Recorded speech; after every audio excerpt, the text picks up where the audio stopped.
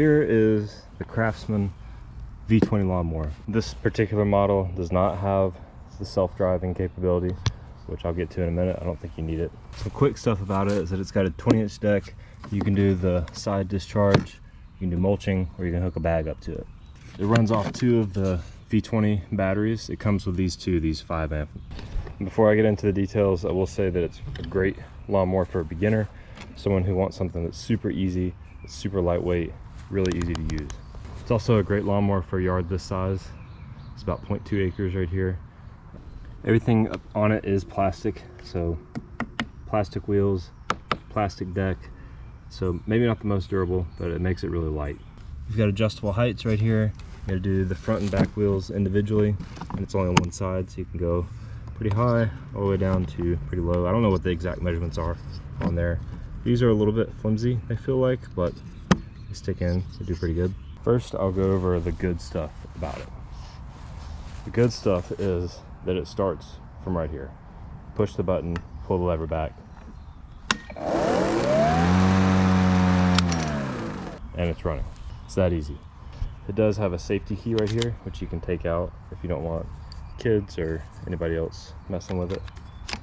Another great thing about it that they advertise is that it stores vertically, and it does it really easily. So you just click those 2, you fold it down, clip them in again, and then you can set it up just like this, and you can store it just like that in your garage.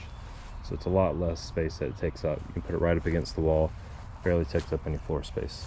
The other great thing about it is that there's basically no maintenance. The only thing I could foresee is possibly sometime having to replace these batteries after a lot of use, and then maybe also replacing the blade under here at some point.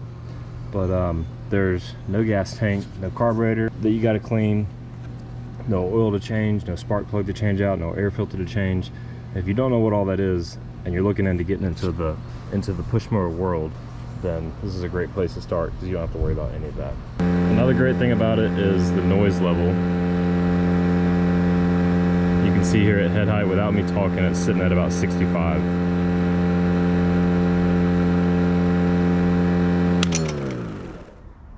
And then with me here talking, it's sitting at right at about 70, 65.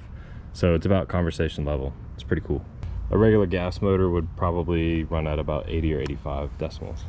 Another great thing about it that I already mentioned is that it's super light. It's like right at 35 pounds. So super easy to work with. And like I said before, they make self-propel models, but the battery doesn't last as long. You really don't need a self-propel for this. I mean, you can just, it's super light. It's really easy to push. You know, you could easily do this with one arm. And I mentioned about the size of the yard. These 2 batteries right here got all of this cut, along with all this to the road, this front yard area, and this side of the side yard over here. And that was all with enough charge left in one of these batteries that I could take it off, weed eat everything, and then put it on the blower and blow everything off. So the batteries do pretty well. Now for the bad stuff about it, we'll start with the batteries. They're expensive. Whenever you do have to replace these one day, they're probably going to cost probably about $60 each, 60 to 100. So very expensive batteries. Another thing is that this push handle right here, none of it is adjustable. It's all right here, and there's a good bit of play in it. I don't know if I do these hooks different, that'll kind of solve that. There is a good bit of play in it. I already mentioned that it's plastic, and plastic. Another thing that's not necessarily a bad thing, you can see maybe a difference in the grass height here from where I cut over there versus this. Once it gets through this thick stuff and it's on the lowest setting, it kind of surges, and I'll put that in the very end in a demonstration so you can see what I mean. So definitely not the power of a gas mower. Overall though, I'd say I give it a full endorsement. It makes mowing a lot easier for someone who's never done it before. It's super easy to learn, it's easy to use, it's lightweight and easy to store, and these batteries can be used on pretty much any Craftsman V20 tool that you have. And if you want to keep watching the rest of the video, all I'm going to do is a demonstration of how it works and have it mounted on it running. You might be able to hear that surge I was talking about, but you can also see how easy it is to use and how well it cuts.